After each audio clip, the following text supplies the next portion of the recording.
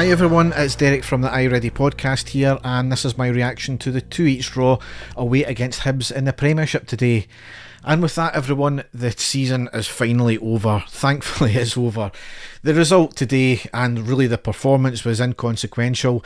And I'm not going to say it's even just because the league was over a good few games ago. No, the refereeing completely spoiled it again. It's not the first time we've said that, but today I think should be a watershed moment in a season of what should have been watershed moments for officiating in Scotland this year.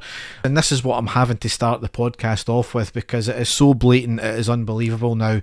Several times this season we've been, you could say, on the wrong end of decisions by referees. Now, the old adage is some will go for you, some will go against you. You can accept that when it's on-field decisions going for and against you. What you can't accept is when you've got 3 officials sitting in a box looking at replays time and time again and still getting the wrong decision.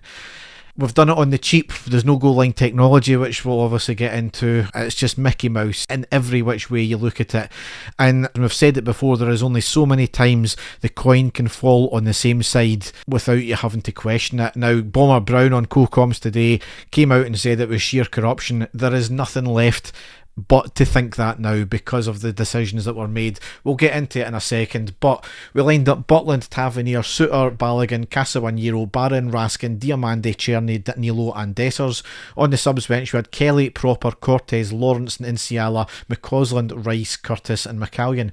So it was a great start from us, and within 2 minutes we went 1-0 up with Dessers scoring. It was a goal kick by the Hibs defender of all people, who played it to the keeper, who kicks it out, but it was a poor kick out. Raskin was alert, heads the ball back into the box, the ball bounces, Dessers with his back to goal chests it, spins and shoots it into the goal. A fantastic goal, great awareness by Raskin, but a fantastic goal from Dessers to score his 29th of the season. 10 minutes in though, Balogun had to come off injured and Proper came on, and that was arguably the start of the issues because Proper was woeful today. I think at fault for 2 of Hibs' goals. Certainly the first one maybe shouldn't have really stood, but we'll get into that there. Balogun, there's been talk of him, should he get a contract extension? No, I think today is just another example. As much as he's good when he's on the field, he's injured far too much, and we can't rely on that any longer. We really can't. Hibs had a shot in the 12th minute. It was a comfortable save for Butland.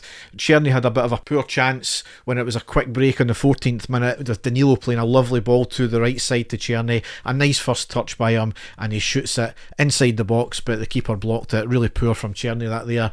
However, on the 15th minute, we keep saying it every single time, I've never seen a decision like this, and this, once again, I think it tops the lot. They've saved the best till last this season. On the 15th minute, Raskin has the ball in the back of the net after a lovely pass by Danilo. Raskin takes a touch. He was getting dragged back by the hand of the defender. He gets a touch to the ball goes over the line, and it was one of these ones where it was cleared just as it goes over the line. Hibs then go right up the park and scored. Now, I can't remember much of the Hibs actual goal here. Proper, I think, was at fault again from what I can gather. However, where was the referee not calling a goal for us? It was blatantly over the line. It wasn't just maybe a fraction over, it was a good foot over the line. You can see it even hit the side netting, I think, in this one here. The linesman from still pictures had a clear unobstructed view right along that side, so it wasn't given there. So then Hibs go back up and score in the 18th minute to draw it level 1 each. I think there was a VAR check for a potential offside for the Hibs goal, but it wasn't. The best of it was, if they weren't going to give a goal because it was dubious if it went over the line, then Raskin was clearly getting held and obstructed from trying to get the ball again, and even when he initially kicked it, so it should have been a penalty. So you've got a referee missing a ball that was clearly over the line because of no goal line technology. You've got a linesman who's looking right across the line, who's unobstructed view, who missed it. Now, these things on the field can happen. It shouldn't happen, but it does. But then you've got VAR officials who it's clearly in the rule book where they can use that to look at something that wasn't given when it was clearly over the line. They haven't looked at that, but they've looked at an apparent offside for the Hibs goal. There's 3 of them there looking back at TV pictures time and time again. Now, the period of time to get up the park again was a lot less time than it taken for the goal against Celtic disallowed last season, where Lawrence fouled the player in the middle of the park.